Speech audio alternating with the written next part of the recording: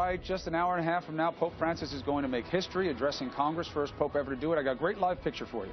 This is where the Pope is going to be departing from in about half an hour or so, we believe. Let's now show where the dignitaries, and we're going to have quite an array of them. We'll list them for you as we get closer. They'll be waiting for him. And then we have the throngs, the merry many who are here to see Pope Francis, Catholic, believer, and non-believer alike.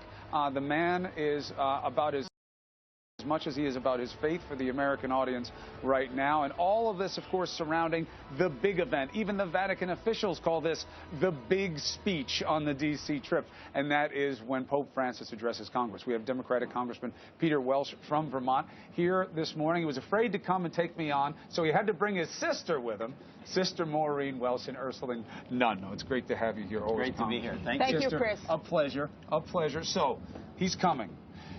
We have to be objective when we can, but we need not when it doesn't make any sense. For Catholics, this is a huge deal to have the head of our church as someone who the eyes of the world are upon to give a message to our Congress. Do you think that this is going to be a situation that rankles, or do you believe that Francis, in his tone alone, will make it something that is digestible, even if disagreed with? You know, I think it's transformative. We've got such conflict here, and what I've already seen with the Pope in his style, his manner, his gentle words, even when he speaks very bluntly about a controversial issue around here like climate change, is that he creates this aspiration in all of us to try to be more like him, to listen more than we talk. So I think it's tremendous. Controversial for some. Those who want to accept the science, the global change of climate change, it's not so controversial. For the Pope, as a chemist, you know, it's not so controversial. What your brother's talking about in terms of the moment, our political discourse. Yes, we have an adversarial system, but so unrelentingly negative. What's working with now, the Pope shows up. Catholics, you don't believe in coincidence. You believe things happen for a reason. For a reason. Do you need the Pope here now, and do you think he can help make the way we are dealing with each other better? I definitely think so, because his whole message, he doesn't really care if you disagree with him or not. What he's inviting us to is really to enter into dialogue and to encounter people as in situations as they are, and he is so accepting of each person and each situation, and he shows us a way really to enter into the dialogues that we need at this time. Even yesterday, he identified himself as a son of an immigrant. And so he immediately set the stage for the whole situation, not just for climate change, but the whole question of immigration, not only in our own country, but throughout the world. Now, we're talking about how some in Congress may not like what he has to say. Some in his own church may not like some of what he has to say. It's amazing how many irons the pontiff has in the fire when he comes here. There is a known division, you can argue whether it's growing or not, within the Catholic Church about how Francis approaches the orthodoxy versus the focus of the faith. How do you see the division? Well, I love what Francis is doing, because really what he is about is the message of Jesus, and not so much primacy in terms of the church, but really witnessing to God's love for all people. And that's his message, and so accepting. And once you accept people as each person is, then people can enter into that dialogue that I was talking about. So it's not hard and fast. You know, our faith is meant to grow, and our faith is really meant to engage the discourse of today. You know, you're known as an interrupter. Not today. That's Not right. today.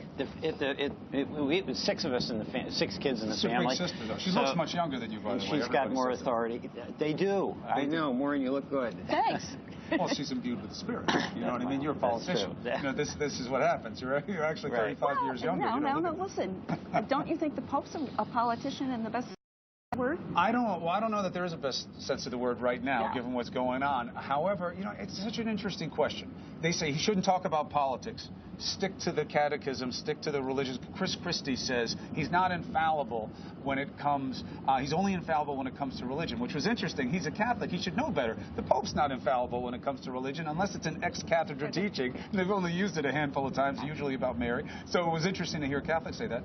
But what the point is that is this politics what he's talking about? Is it matters of faith, and does it matter? Now, you know what? It's life. What he's seeing is there's enormous suffering, talking about the immigrant crisis. He's seeing that the planet is in jeopardy, and it's the world we live in. And part of his faith that he gives to all of us, I think, is the confidence to engage in that, to try to face it, not deny it, and plunge in. And he does it. What I've really admired about him is how non-judgmental he is. Here's a man of enormous conviction, enormous faith. And what he says is, who am I to judge? He is accepting. And he said that, by the way, on a very controversial issue within the American political That's culture. right. And it's opening up space for us to listen more than talk. It's opening up space for us to work with people we disagree with to try to make some progress. It's about alleviating suffering, whether it's for the planet or for the poor people that abound in this world. Someone said to me, I don't think of him as a pope. You know what he is? He's a mediator. He's going to come in and he's going to be someone that both sides can agree is pushing them to talk, and then you guys figure out what to do. That's exactly right. I think that's really what our faith is all about. It's not, the primacy isn't in dogma. The primacy is really in persons. And he's calling us back, I think, to our deepest roots of especially Catholic social teaching as we grew up. Understanding it and living it. That the faith and action, faith and justice go hand in hand. Sister Maureen, thank you very much for being with us, Congressman. Thank you. What a pleasure. Enjoy the day. Yep. I'd like to see how intimidated you are next to your sister. It's not like that in my family. All right, so Pope Francis is going to depart any moment, and we're going to give it to you, and we're going to show you what's going on around the U.S.